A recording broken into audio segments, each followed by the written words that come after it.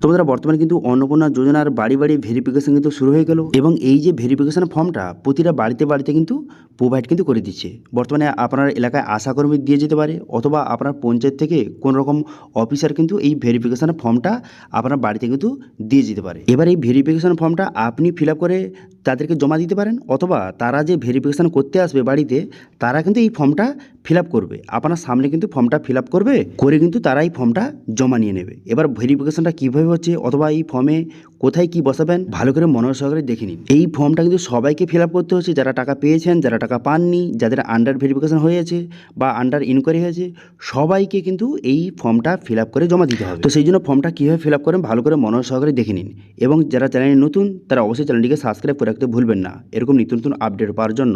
তো চলুন আজকে ভিডিওটা শুরু করে যাক। দেখতে পাচ্ছেন এই যে ফর্মটা অন্নপূর্ণা যোজনার পারিবারিক স্তরের তথ্য সংগ্রহের ফর্ম, ভেরিফিকেশন ফর্ম প্রতিটা বাড়িতে বাড়িতে কিন্তু প্রোভাইড কিন্তু করে দেওয়া হচ্ছে। ফর্মটা ফিল আপ করে জমা দিতে হবে।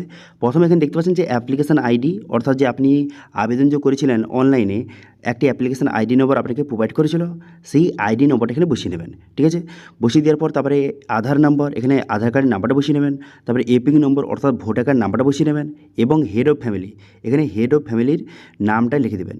এবার এখানে আধার নম্বর এবং এপিং নম্বর কার বসাবেন, যাকে আপনি হেড অফ ফ্যামিলি রেখেছেন তার এখানে আধার নম্বর বসিয়ে নেবেন, তার এপিক কার্ডের নম্বর অর্থাৎ ভোটার কার্ড নাম্বারটা বসিয়ে নেবেন এবং তার নামটা এখানে সঠিকভাবে লিখে দেবেন, ইংলিশে লিখবেন। তারপর এখানে বলা হয়েছে যে আমির পর এখানে কার নাম লিখবেন, যে কিন্তু অন্নপূর্ণা যোজনার জন্য আবেদন করেছে, যে মহিলা রয়েছে পরিবারে তার নামটা লিখে দেবেন। এবার যদি একটা পরিবারে অনেক বেশি মহিলা থেকে একের বেশি, সেক্ষেত্রে ততগুলি ফর্ম কিন্তু আপনাকে প্রোভাইড কিন্তু করে দেবে। ঠিক আছে, তো সেক্ষেত্রে এখানে আপনার নাম লিখে দেবেন। লিখে দেওয়ার পর আপনার স্বামী অথবা পিতা অথবা শ্বশুরের নামটা যেটা আপনার ক্ষেত্রে প্রযোজ্য তার নামটা লিখে দেবেন। লিখে দেওয়ার পর গ্রামের নাম লিখে দেবেন, তারপরে গ্রাম পঞ্চায়েতের নাম লিখে দেবেন, তারপরে ব্লকের নাম, তারপরে জেলার নাম, সবগুলো ইংলিশে লিখবেন। ঠিক আছে, লিখে দেওয়ার পর তারপরে এখানে বলা হয়েছে যে এর দ্বারা যে দাখিলকৃত আবেদনটি যাচাই করছি, অর্থাৎ যে ভেরিফিকেশান করতে আসবে অফিসার সে কিন্তু যাচাই করবে সমস্ত আপনার তথ্যগুলি সব ঠিকঠাক রয়েছে কিনা তারা যাচাই করবে।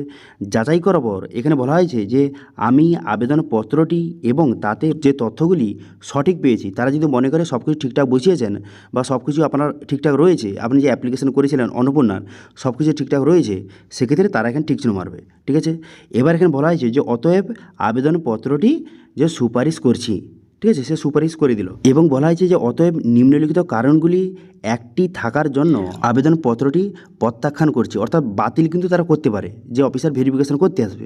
এবার কী কী কারণে এখানে টোটাল কিন্তু এখানে দেখতে পাচ্ছেন এখানে কতগুলি পয়েন্টের কথা বলা হয়েছে। এখানে বলা হয়েছে যে আবেদনকারী অবৈধ অধিবাসী, অর্থাৎ এ হচ্ছে ভারতের বাসিন্দা নয়, তো সেক্ষেত্রে তারা এখানে ঠিক চিহ্ন মারবে। ঠিক আছে, তারপরে এখানে বলা হয়েছে যে পরিবারের স্থায়ী সরকারি কর্মজীবী যদি থেকে থাকে সেক্ষেত্রে তারা ঠিক চিহ্ন মারবে। তারপরে আবেদনকারী যে পরিবারে কেউ যদি আশাকর্মী থাকে, প্যারাটিচার থাকে, তারা কিন্তু এখানে ঠিক চিহ্ন মেরে দেবে। ঠিক আছে, তারপরে আবেদনকারী আয়কর দেন, অর্থাৎ যে আবেদনকারী, ঠিক আছে, যে মহিলা রয়েছে যে অন্নপূর্ণা যোজনার জন্য এলিজিবল, সে যদি ইনকাম ট্যাক্স প্রদান করেন সেক্ষেত্রে তারা ঠিক চিহ্ন মেরে দেবে। তারপরে যদি আবেদনকারী কোনো রকম সরকারি পেনশন পান সেক্ষেত্রে ঠিক চিহ্ন মেরে দেবে তারা, অথবা কেউ যদি পশ্চিমবঙ্গের বাসিন্দা না হয় সেক্ষেত্রে তারা এখানে ঠিক চিহ্ন মেরে দেবে। ঠিক, অথবা অন্যান্য কারণ যদি থেকে থাকে তারা এখানে লিখে দেবে। ঠিক আছে, লিখে দেওয়ার পর স্বাক্ষর তারা কিন্তু এখানে সিগনেচার করবে, যে কিন্তু ভেরিফিকেশন করতে আসবে ঠিক আছে সে কিন্তু এখানে সিগনেচার করবে এবং তার নাম এবং সে বর্তমানে কোন পদে রয়েছে সেটা কিন্তু লিখে এখানে তারিখটা লিখে দেবে এবং স্থানটা লিখে দেবে, লিখে কিন্তু এই ফর্মটা তারা জমা নিয়ে নেবে। ঠিক আছে, এবার তারা যদি এই 6-7টি পয়েন্টের মধ্যে কোনো একটি পয়েন্টে যদি তারা ঠিক চিহ্ন মেরে দেয় সেক্ষেত্রে কিন্তু আপনার অন্নপূর্ণা যোজনার ফর্মটা বাতিল কিন্তু হয়ে যাবে। সেই জন্য তারা যখন ফর্মটা ফিল আপ করবে, ঠিক আছে, তখন কিন্তু ভালোভাবে সব কিছু তাদেরকে বুঝিয়ে বলবেন। ঠিক আছে, এবার এই ফর্মটা নিয়ে কিন্তু প্রতি অফিসার কিন্তু প্রতিটা বাড়িতে বাড়িতে কিন্তু যাচ্ছে, গিয়ে কিন্তু তারা ভেরিফিকেশান করছে এবং আপনাদের তথ্য কিন্তু এখানে বসাচ্ছে, তারা বসিয়ে তারা কিন্তু এই ফর্মটা আবার জমা নিয়ে নিয়েছে। প্রতিটি মহিলার জন্য যারা যারা কিন্তু অন্নপূর্ণা যোজনার জন্য এলিজিবল, প্রতিটা মহিলার জন্য একটি ফর্ম, ঠিক আছে, তারা কিন্তু তথ্য সংগ্রহ করে এই ফর্মটা জমা নিয়ে নিয়েছে। তো সেক্ষেত্রে তারা কীভাবে ফিল আপ করছে, কী ফিল আপ করছে, কোথায় কী বসাচ্ছে, আপনাদের সম্পূর্ণ প্রসেসটা দেখিয়ে দিলাম। ব্যাস, এই যে ফিল্ড ভেরিফিকেশান হয়ে গেল, ঠিক আছে, বাড়ি বাড়ি ভেরিফিকেশান হয়ে যাওয়ার পর এবার কিন্তু আপনাদের ফর্মগুলি এবার অ্যাপ্রুভ কিন্তু করে দিতে হবে। যাদের এখনও পর্যন্ত যে আন্ডার ইনকোয়ারি হয়েছে এবার কিন্তু অ্যাপ্রুভ করে দিতে হবে এবং আগস্ট মাস থেকে টাকা ঢোকা কিন্তু শুরু হয়ে যাবে। ঠিক আছে, এতদিন যে টাকা ঢোকেনি এটাই কারণ যে বর্তমানে ফিল্ড ভেরিফিকেশান হয়নি, সেই জন্য কিন্তু টাকা আটকে রেখেছিল। এবারে ফিল্ড ভেরিফিকেশান এটা হয়ে যাওয়ার পরই এবার কিন্তু টাকা ছেড়ে দেবে।